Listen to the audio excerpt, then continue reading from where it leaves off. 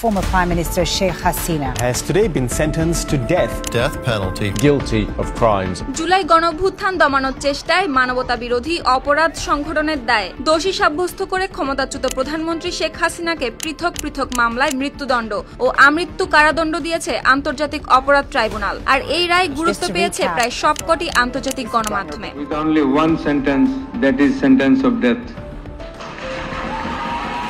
দেড় দশকের শাসক হাসিনা ছাত্র জনতা অভ্যুত্থানে ক্ষমতাচ্যুত হয়ে ভারতে আশ্রয় নিয়েছেন। তিনি বাংলাদেশের প্রথম কোন সরকার প্রধান যার মাথার উপর ঝুলল মৃত্যুদণ্ডের মতো সাজা। Prime Minister Sheikh Hasina guilty of crime. BBC world সোমবার ঢাকার গুরুত্বপূর্ণ মুহূর্ত লাইভ প্রচার করেছে। সবশেষ আপডেটে বলা হয়েছে, নৃশংস বিক্ষোভ দমনের অভিযোগে বাংলাদেশের সাবেক প্রধানমন্ত্রী শেখ হাসিনার মৃত্যুদণ্ডের ঘোষণা। নিউ ইয়র্ক টাইমস বলছে, বাংলাদেশের আন্তর্জাতিক অপরাধ ট্রাইব্যুনাল সাবেক প্রধানমন্ত্রী শেখ হাসিনাকে মানবতা বিরোধী অপরাধ ও বিক্ষোভকারীদের বিরুদ্ধে প্রাণঘাতী অস্ত্র ব্যবহারের দায়ে মৃত্যুদণ্ড দিয়েছে দেশটির আদালত। সরকার পতনের পর হাসিনা ভারতে পালিয়ে যাওয়ায় বিচার হয়েছে তার অনুপস্থিতিতে। জুলাই বিপ্লবে শত শত বেসামরিক নিহতের ঘটনায় তাকে দায়ী করে এটি প্রথম আনুষ্ঠানিক পদক্ষেপ। Bangladeshi Prime Minister Sheikh Hasina has been found guilty of crimes against humanity. আপনার রুচির সাথে মানানসই স্টাইলিশ সব ডিজাইন থেকে বেছে নিন জংমুক্ত ও long lasting shine basin tap. Fittings shine তো সবকিছু ফাইন। বাংলাদেশের ক্ষমতাচ্যুত নেত্রী শেখ হাসিনার মৃত্যুদণ্ড শিরোনামে সংবাদ প্রকাশ করেছে CNN। সংবাদ মাধ্যমটি বলছে, হত্যার উস্কানি, প্রাণঘাতী অস্ত্র ব্যবহারের নির্দেশ, ড্রোন হেলিকপ্টার হামলা সহ 5টি গুরুতর অভিযোগে শেখ হাসিনা দোষী প্রমাণিত হয়েছে। কাতার ভিত্তিক সংবাদ মাধ্যম আল জাজিরা বলছে, মানবতা বিরোধী অপরাধে শেখ হাসিনার মৃত্যুদণ্ড। ছাত্র বিক্ষোভ দমনে তিনি মাস্টারমাইন্ড হিসেবে প্রাণঘাতী হামলার নির্দেশ দেন। রায়ের সময় ঢাকায় কঠোর নিরাপত্তা দেখা গেছে।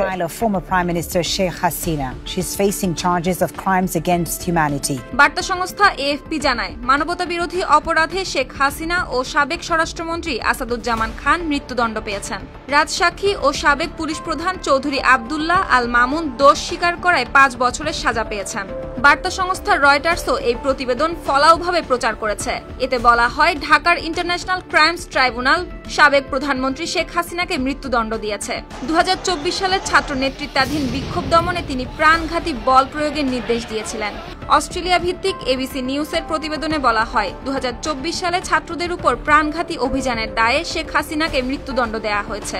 সাবেক পুলিশ প্রধান দোষ স্বীকার করায় মাত্র 5 বছরের সাজা পেয়েছেন। Bangladesh's ousted Prime Minister Sheikh Hasina has today been sentenced to death. British দৈনিক দ্য গার্ডিয়ান জানায়, বাংলাদেশের ট্রাইব্যুনালের 3 বিচারকের প্যানেল মানবতা বিরোধী অপরাধে শেখ হাসিনাকে মৃত্যুদণ্ড দিয়েছে। তিনি জুলাই বিপ্লব দমনে ড্রোন, হেলিকপ্টার ও প্রাণঘাতী অস্ত্র ব্যবহারের অনুমোদন দিয়েছিলেন। হিন্দুস্তান টাইম লিখেছে, শেখ হাসিনাকে এক মামলায় মৃত্যুদণ্ড ও অপর মানবতা বিরোধী অপরাধে আজীবন কারাদণ্ড দেওয়া হয়েছে। ছাত্র বিক্ষোভে ড্রোন, হেলিকপ্টার ও লিথাল ইউপন ব্যবহারের নির্দেশ ও বেসামরিক মৃত্যুর দায়ে তিনি দোষী সাব্যস্ত।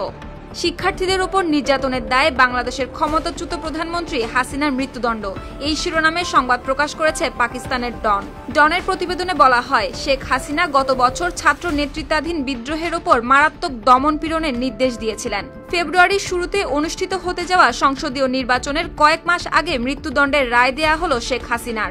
আশঙ্কা করা হচ্ছে যে এই রায় ভোটের আগে নতুন করে অস্থিরতা তৈরি করতে পারে। তবে হাসিনা পুরো বিচারকে বলছেন ক্যাঙ্গারু কোর্টের নাটক।